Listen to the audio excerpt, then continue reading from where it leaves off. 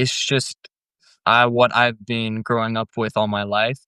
And I've always watched more Formula One and GT car racing and like 24 hours of Le Mans and stuff like that. And I've always found it more exciting to me.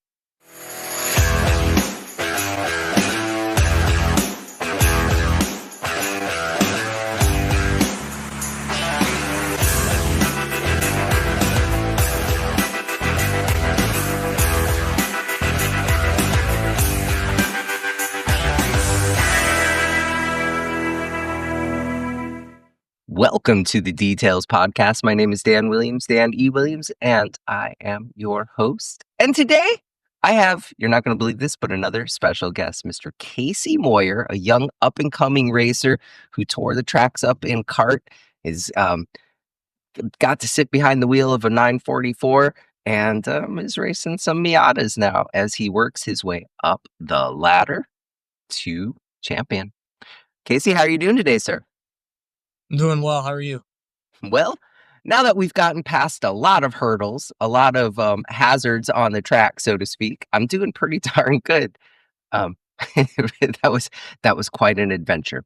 Yeah, it was. It was definitely quite an adventure, but got safe flex for sure.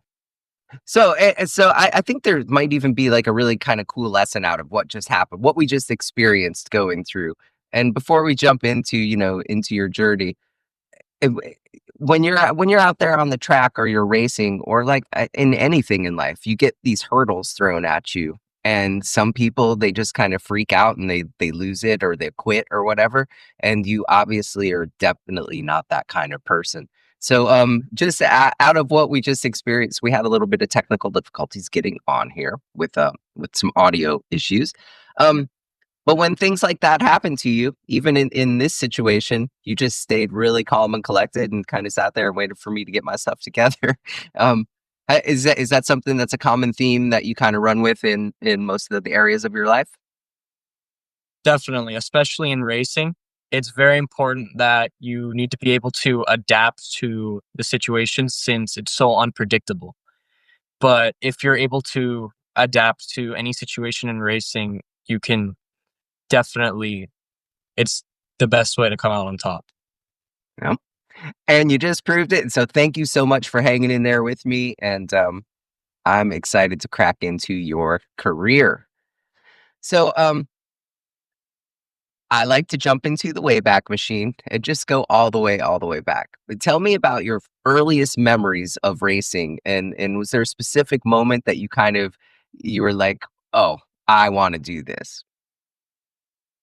So I always kind of loved to watch Formula One with my dad when I was about 3 or 4 years old. And what he told me one day, he was at Sonoma Raceway getting some fuel when he heard a buzzing at the top of the hill.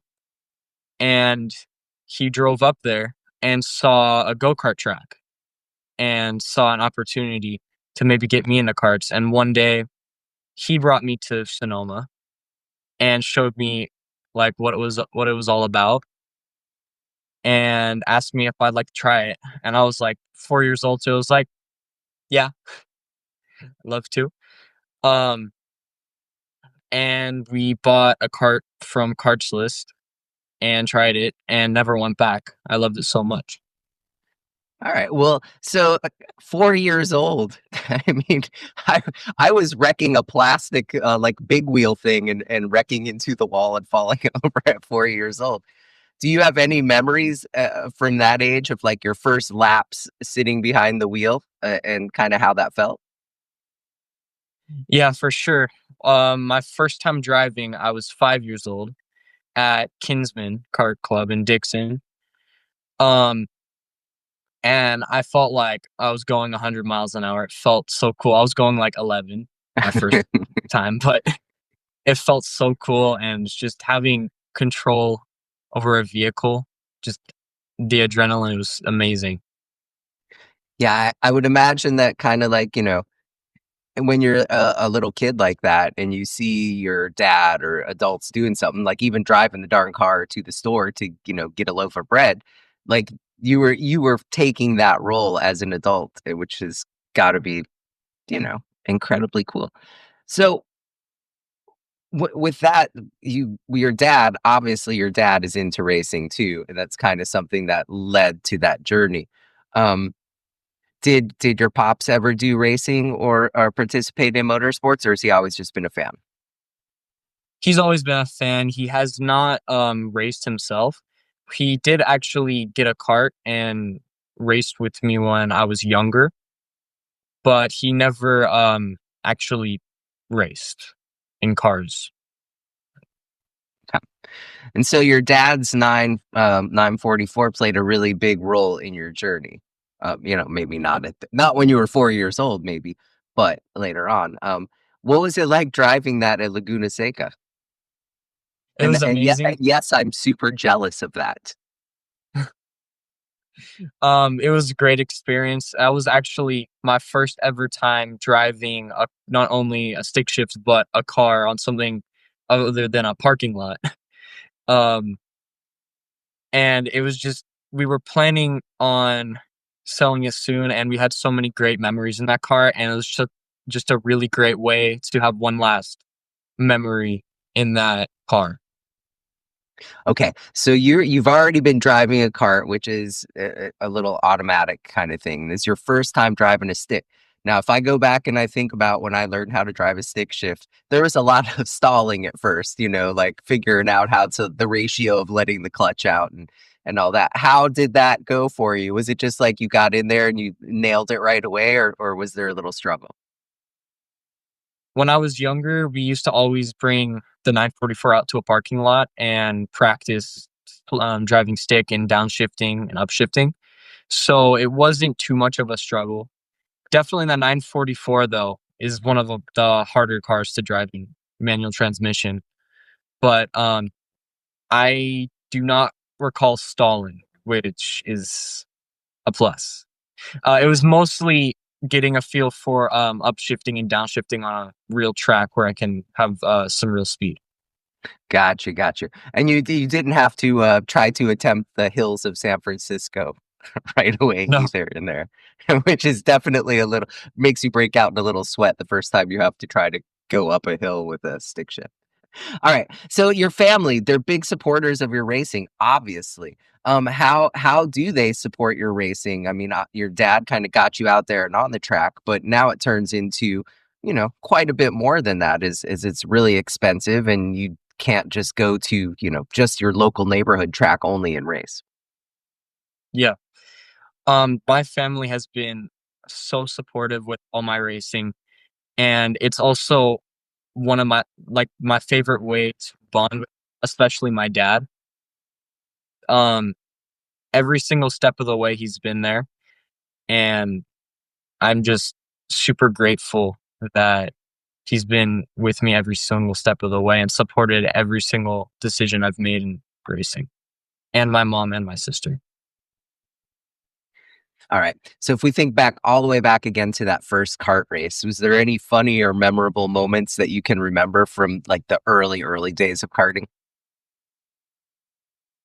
Yes, definitely. I remember my first race at Kinsman, how excited I was when I first got off the track thinking this is my first race. And since I was the only um, kid kart in my class, I did end up winning my first ever race. But I wasn't the only person on the track, but it was still an amazing feeling getting off the track, feeling like a race car driver. Yeah. And I guess do they give you milk when you win that race? Not for that race, no. Alright. I think that they should for every one of them, by golly. Was there ever like a time early on when you were doubting yourself? And if so, how did you kind of push through that? It's a lot of pressure to be out there in front of all the people and do all that. Yes, definitely. Not only in my earlier days, but even recently, we've had definitely in racing, it's a big not only skill and talent factor, but a luck factor. And when unlucky scenarios happen, like getting crashed out on the track or some sort of mechanical failure, you just have to keep calm and race from where you are in the conditions that you're given. All right, man, you've raced everywhere from Stockton to Italy. And that is it just incredibly cool. What was it like competing on the international stage in the Rock Series? It was the one of the best opportunities I've ever had, and I definitely have to thank Leading Edge Motorsports for that opportunity because I could not have gotten there without them.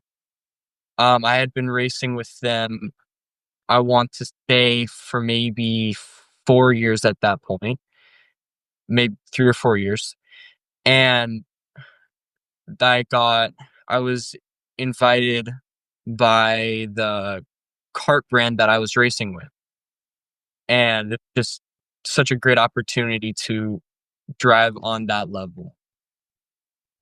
Yeah, and how cool, like, to, for the kart company that you're racing with to really take note of you. And how many people do they even do that with, that get to the opportunity to make that trip? That's really, really big. How did it feel for you to go from karts to start racing cars?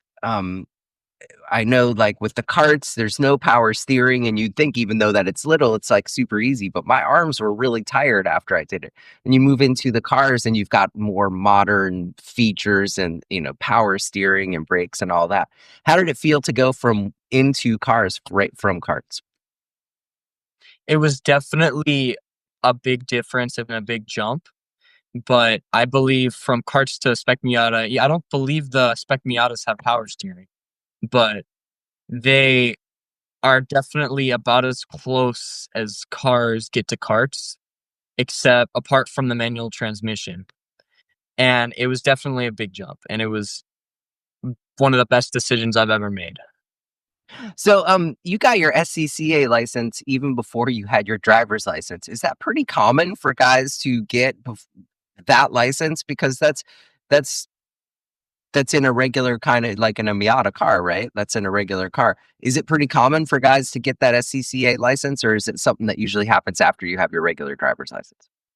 Most people get their SCCA license when they already have their driver's license, but for some people who have started in karting, like myself, and some of my buddies in karting, they are able to get their SCCA license um, when they are at youngest 13, I believe.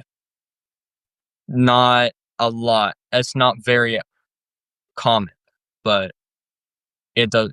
For some people, they can do that. So you've achieved so much in such a short time.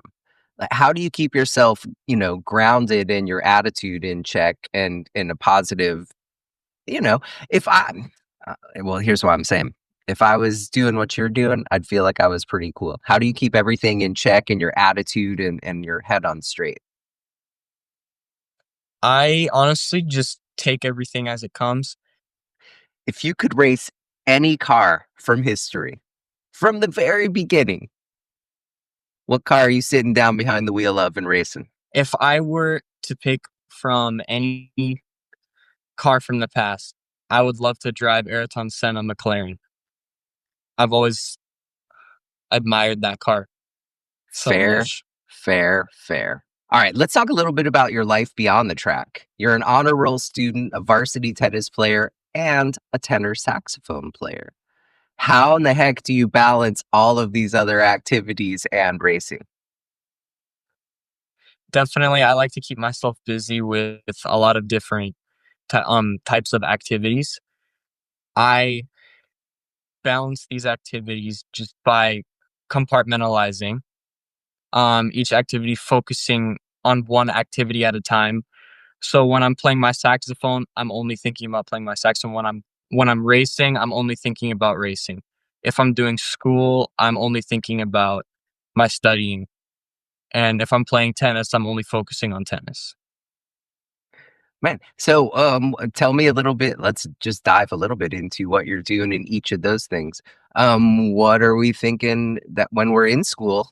What do you see yourself in the big picture? A career or and a degree in something, or in just in racing, or you're already doing so darn good in that too. Where do you see that path leading? I would love to go to school for something in music, or maybe in the racing world, something like mechanical engineering. If I feel like that would be a great path to go for the racing world. Okay. And then, so tennis, tell me about tennis. That's a sport that I've actually never ever played. How did you start playing tennis, and how does that compare to the competitiveness of racing? Tennis is very different from racing. Um, I believe I started in tennis because my friend introduced me at school to tennis, and I just loved it as a fun hobby. Compared to racing, tennis is definitely more, there are less factors involved in tennis because it's mostly just your own skill and talent. Whereas in racing, there are way more factors, like it's definitely skill and talent in racecraft, but also mechanical side of it. Okay. And then tenor saxophone. So in my 20s and into my 30s, I was in a touring band and I played percussion, and so I really the music scene is a whole nother animal and a whole nother world. What do you see with with playing music, and how does that differ from the other two things that you do? I would almost think that in a sense, like if you're shedding by yourself and you're kind of just jamming, that it would be similar to racing because you're kind of doing your own thing. But then again, when you're playing in the band, which you made first chair in your band, which congratulations, that's pretty cool. You're all it's like a team sport. So you kind of get the best of both sides of it, like that time that's alone, like you behind the wheel of a car, and also the time when you're in concert with other people. Tell me a little bit about how music plays into everything else that you're doing. Definitely, music is a big stress reliever for me and a way to kind of escape from the stressful part of definitely school and stuff like that. But music is also just one of my favorite hobbies or activities to do outside of racing as well. All right. So let's talk a little bit about you volunteering with the PCA Juniors. Since 2017, introducing racing and driving to other young enthusiasts. What has that taught you about grassroots in motorsports? I've met a lot of people, a lot of amazing people in the PCA club, and I've definitely learned a lot about not only racing, but also more about the racing world. And I've made a lot of connections through the PCA. And that's Porsche Club. Porsche Club of America. So we both have a common connection, which is Ralph Hansen Jr. He's one of my fraternity brothers, and he's like a very iconic person in racing. He's actually used to be Tony Holman, who owned the Indy 500's personal assistant, and he is kind of who started getting the corporate sponsorships to get put onto the race cars. So huge, huge. How did you run across him, or him run across you? And can you tell me anything about that relationship and what you see coming from it? Yes, we have been working with him for a couple months now, and I am very excited to say I will be representing Make a Wish Foundation as an ambassador. All right, so let's talk a little bit about your charity work with Make-A-Wish Foundation. I think that your cousin had an illness, a leukemia, when you were young, and that kind of makes this Make-A-Wish Foundation special to you. Can you tell me a little bit about that? Yes, I'm very excited to be representing Make a Wish Foundation because I know they are such a great organization and I love their work. And I had a cousin who actually had one of their wishes granted from Make a Wish, so it really means a lot to me to be working with them. That is really, really cool. And Ralph Hansen Jr., who seems to be a common thread that we have, is one of the fathers of cause marketing in racing. And he used to be Tony Holman's personal assistant. So it's a super high caliber person that you've synced up with at a really early age. And I think that's going to pan out really, really well for you. So, with the Make a Wish Foundation, what impact do you hope to have through that, both for the children who are getting their wishes granted and your own personal growth? I hope to represent them through my racing and through sponsorship. When we have sponsorship, 25% of the money will go to Make a Wish Foundation. And I hope to make an impact with that. Have you ever had like a pinch me minute, a moment where you're just like, I can't believe this is happening? Yes, many times. It feels like just a couple months ago, I wasn't exactly sure how I was going to race cars for the years coming. But it's just every single time I think about it, how crazy and what an honor it is to be working with this foundation, how big of a deal it is. It's just really crazy. So let's talk a little bit about mindset and racing. I think you've been quoted as saying you really don't care what you're racing, just as long as you're racing. Where did that mindset come from? And can you tell me a little bit about that? Yes, definitely. I personally just I love racing, and there isn't a really specific place I know that I want to be right now. I just want to take as many opportunities as I can, and I just want to race pretty much. Yeah. And so what all kinds of racing have you done? You've just done the karting and the Miatas. Does it look appealing to you to do like midget racing or, off-road or the, Baja racing? There are really, if you put some wheels on it, people are going to race it. So are there other, styles of racing and different things that you're looking to try? Definitely my favorite type of racing is on the track. Um, but I'm definitely willing to try any sort of midget racing or even NASCAR oval racing. But I love my favorite type of racing, kind of like Formula One, GT car racing. So more so than the Indy car going in an oval, you wanna go Yeah. take a lot of turns. Yes. Is it just more exciting for you to do that kinda racing? More opportunities for, for passing around turns? Or what is it that's so appealing about that style of racing? It's just what I've been growing up with all my life. And I've always watched more Formula One and GT car racing and like 24 hours of Le Mans and stuff like that. And I've always found it more exciting to me. So you started working with Clayton Williams, I would assume as mentors or coaches for you. What kind of changes happen when you start, when you go from just grassroots doing it yourself to start working with actual professionals? What kind of things do you learn and what kind of changes start to happen? Actually, in karting for the past about 3 years, I've been working with a team called Defense Motorsports, and they've been great to me since the very start, since I've been racing with them.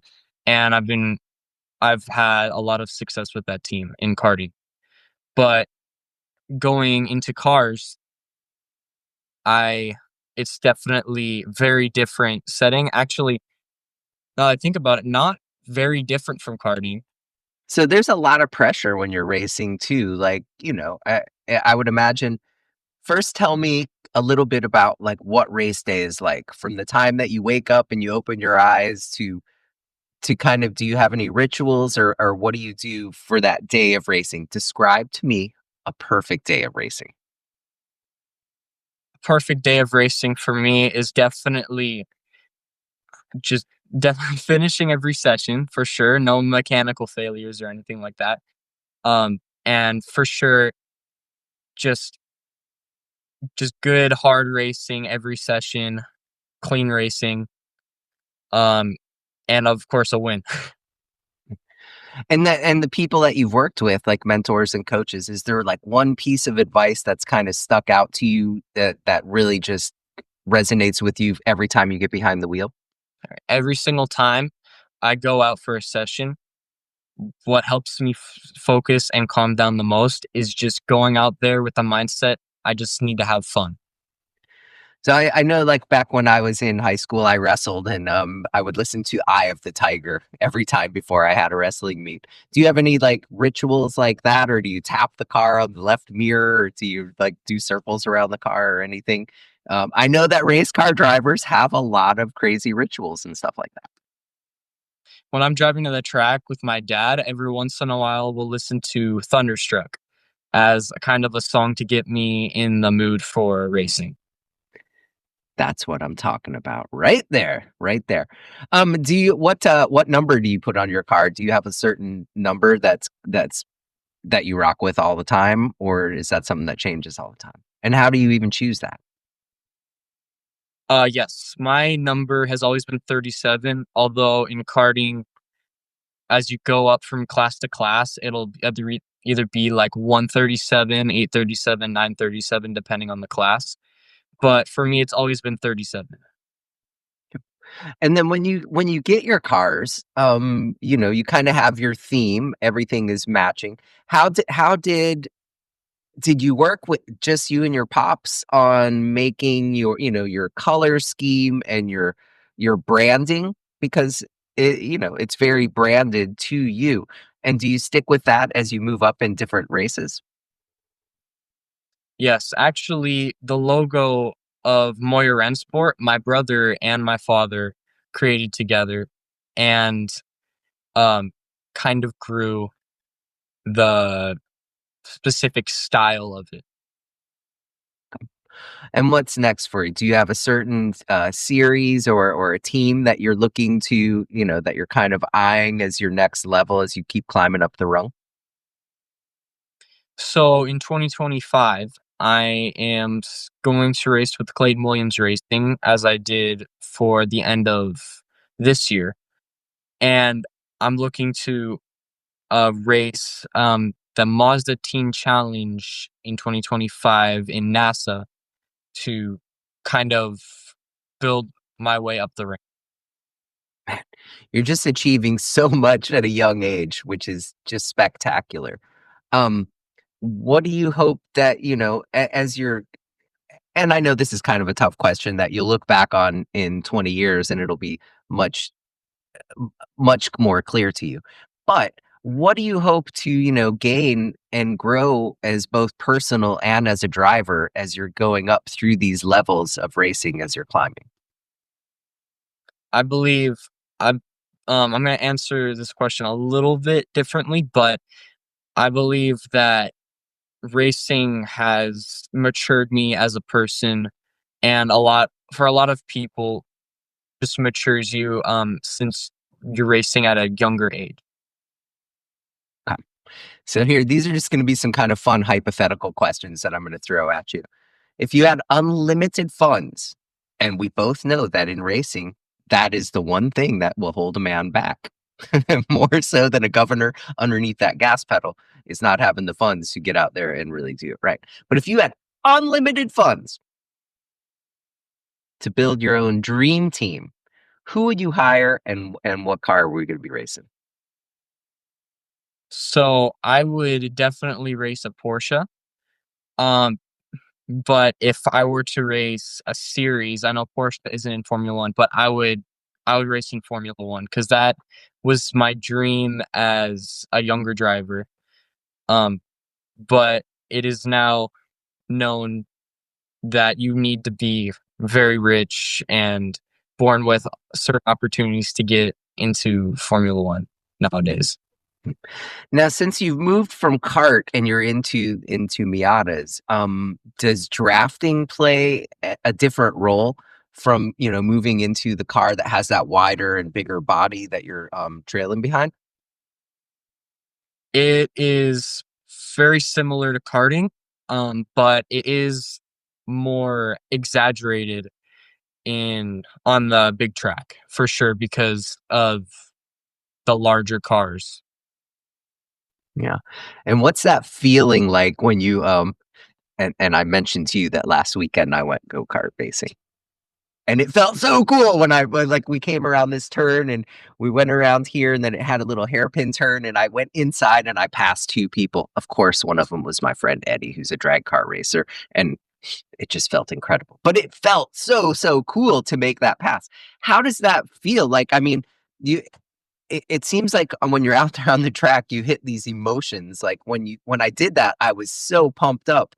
Um, how do you just like regulate your emotions as you're out there on the track when you get those big moments and then you have, down moments?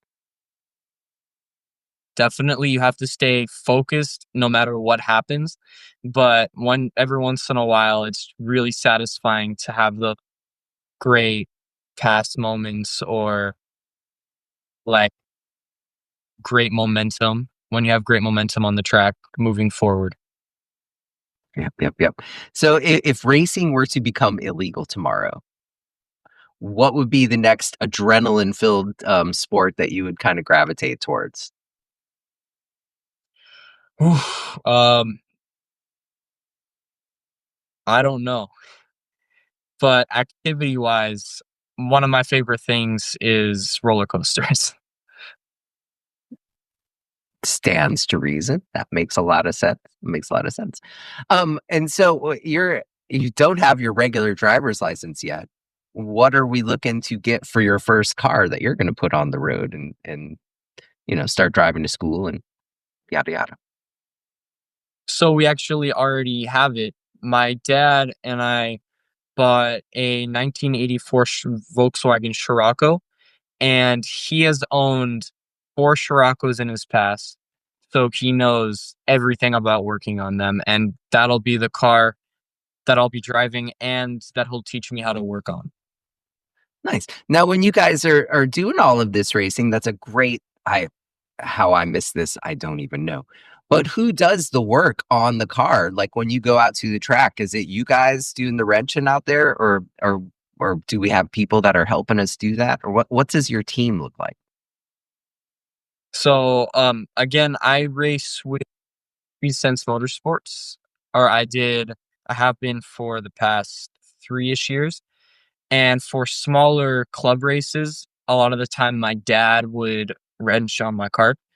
But for larger races or Sonoma, because I was in the championship, we would pay a mechanic to work on my cart. And shout out to Scott Fermanic because he has mechanic for me for a while, and he does a great job. Awesome, awesome, awesome. Yeah, a lot of people don't really think about that aspect of it. It's not only the guy that's sitting behind the wheel, but it takes an entire team to make sure, and even more so as you move up the level. I was really surprised. One of the things that I had learned from a couple guys who were on Indy 500 pit crew, Scott and Brian, that the tire pressure is so important, like down to the decimal point tire pressure.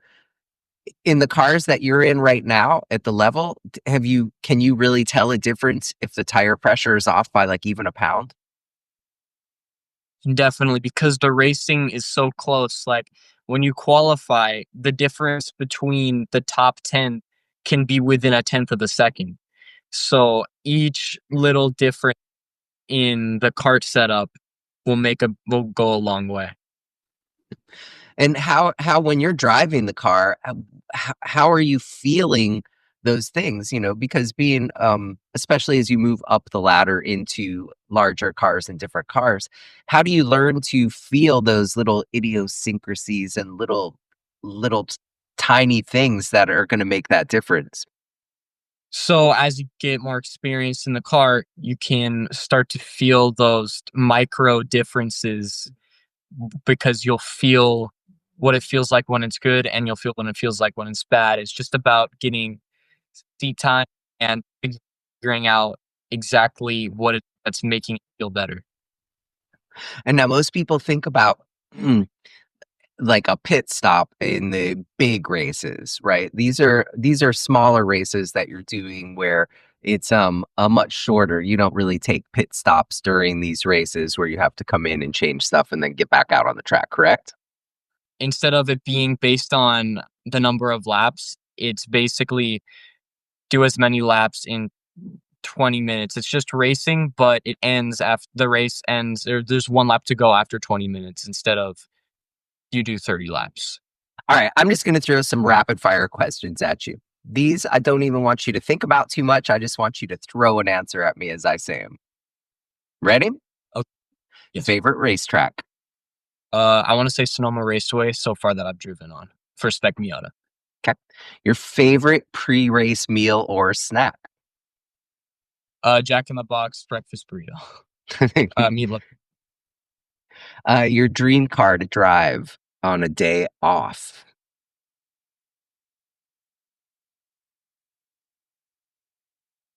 I want to say Porsche 911 GT3. Your favorite sport besides racing, whether to play or watch? Probably tennis. What advice would you give to kids and drivers who are coming up they just dream of being in the position that you're in? Just be confident and take it as it comes. Take every opportunity that you can. Um, yeah, just be very flexible and just race as much as you can. Yeah, I think that's a great answer, and from my seat where I am, a lot of the people that I see who do make it and become champions, they take advantage of those opportunities, just like you said. When they arise, they take advantage of them, and that is huge, huge. It'll get you a long ways. Is there anyone that you'd like to thank, family members, mentors, sponsors that have helped you get to where you are? Yes, definitely. I would love to thank Leading Edge Motorsports because when I was younger in racing, they just really helped me get to where they helped me get to Lenado. They helped me just develop my racing. And definitely Speed Sense Motorsports. These past couple of years have been amazing with them. Scott Fermanic for mechanicking on my kart. He did a fantastic job these past couple of years. My mom, my dad, my sister for supporting me every single step of the way. Definitely Pegasus Marketing Group and everybody that's just been there for me and helped me get to where I am. Excellent, And excellent. Clinton, Okay. And if somebody wants to follow you or find you, how do they find you on social media? I'll absolutely put those links into the show notes as well. But go ahead and tell us how we can follow you and when we might be racing again.